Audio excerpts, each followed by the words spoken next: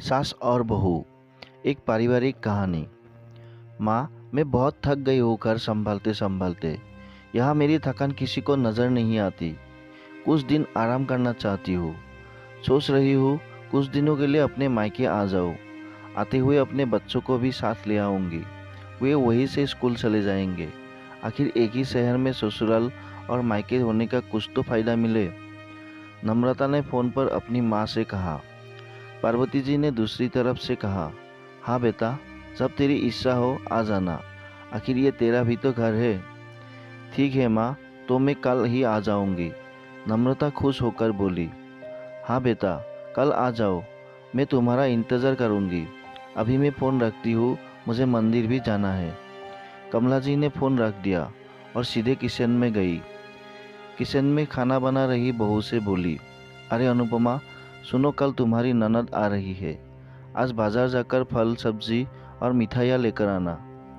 बेचारी मेरी बेटी ससुराल में नौकरों की तरह काम करती है और उस पर कोई ध्यान ही नहीं देता। यहाँ आएगी, कुछ दिन रहेगी तो उसका मन और तबीयत अच्छे रहेंगे। सास के मुंह से ऐसी बातें सुनकर अनुपमा का चेहरा उतर गया। वह मन ही मन सोचने लगी, काश आपको मेरी थकावट भी नजर आती। मैं भी दिन रात झाड़ू पोछा, बर्तन, खाना बनाना, मार्केट जाना और हर वह काम करती हूँ जिससे हमारे परिवार वालों को कोई दिक्कत ना हो। काश आप मुझ पर भी ध्यान दे पाती।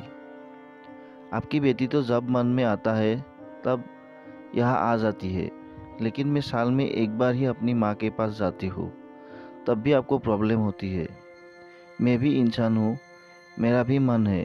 मुझे भी लगता है अपने माँ के पास जाकर थोड़ा आराम करो, सुख दुख की दो चार बातें करो, अपना मन हल्का करो।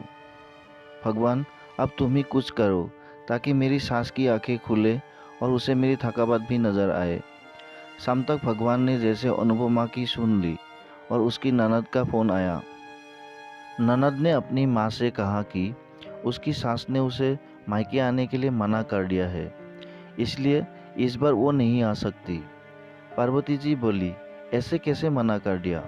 पहले तो कभी वह तुम्हें आने के लिए नहीं रोकती थी, इस बार भला क्या हो गया? लाओ मेरी बात कराओ, उसको मैं समझाती हूँ।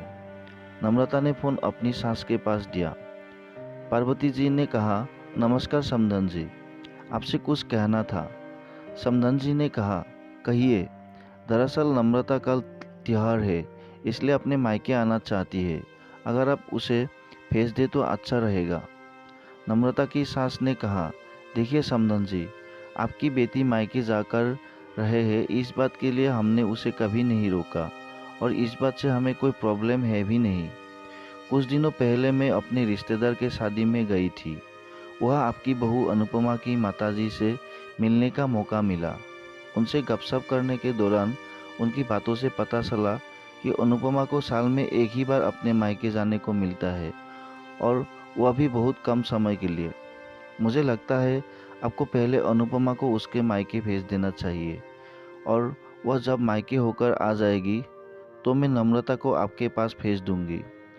एक बहुत ज़रूरी बात जो मुझे लगता है आपको समझ लेनी चाहिए कि आपको अपनी बहू को भी बेटी की तरह या बेटी से भी ज़्यादा प्यार देना चाहिए। उसे भी मायके जाने की इच्छा होती होगी। हो सकता है नम्रता के वहाँ आने से उसकी आवभगत करने के लिए आप उसे उसके मायके नहीं भेजती होंगी, या फिर वह आपसे कुछ कहने से भी डरती हो। अगर आप उसको घर में ही कैद रखेगी तो एक दिन ऐसा आएगा जब वह आपके खिलाफ बोलने लगेगी। फिर वह आपकी सुनेगी भी नहीं और जब चाहे तब अपने मायके जाएगी। ऐसी परिस्थिति आए, इससे अच्छा है कि आप ही कुछ बदलाव अमल में लाए जिससे आपका रिश्ता और रिश्ते की मिठास खराब ना हो। पार्वती को अपने समधन के हर एक शब्द में सच्चाई नजर आई। उन्हें महसूस हुआ कि उन्होंने अपनी बेटी के प्यार में अंधे होकर कभी भी अपनी बहू के मन का विचार नहीं किया। उन्होंने हमेशा ही अपनी बेटी को अपनी बहू से ऊपर रखा। दूसरी तरफ नम्रता भी अपनी भाभी के बारे में हो रही इस बातचीत को सुन रही थी। उसने भी रियलाइज किया कि वह कभी भी अपनी भाभी के साथ ठीक से बात नहीं करती और जब जब वह अपने मायके जाती है तो भाभी थोड़ी उदास रहती है। पार्वती जी ने अपने बहू को बुलाया और उससे कहा कि अनुपमा, कुछ दिनों के लिए नम्रता नहीं आने वाली है, इसलिए पहले तुम अपने मायके होकर आओ। यह सुनते ही अनुपमा का चेहरा खिल गया, क्योंकि यह पहली बार था जब उसकी सास ने सामने से उसे अपने मायके जाने के लिए कहा था। अगले दिन अनुपमा अपने मायके गई और इस बार एक दो दिन नहीं, पूरे हफ्ते भर रहकर आई। अपने माँ बाप से, अपने रिश्तेदारों से मिलकर आई और जब वह लौटकर आई तो उसका चेहरा खिला हुआ था, उसकी आंखें चमक रही थी।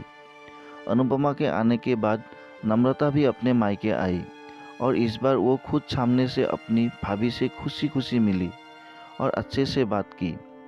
नम्रता ने अपनी माँ से बात करके उन्हें भी अच्छे से समझने में मदद की कि वह कहीं ना कहीं अनुपमा के साथ गलत व्यवहार कर रहे थे।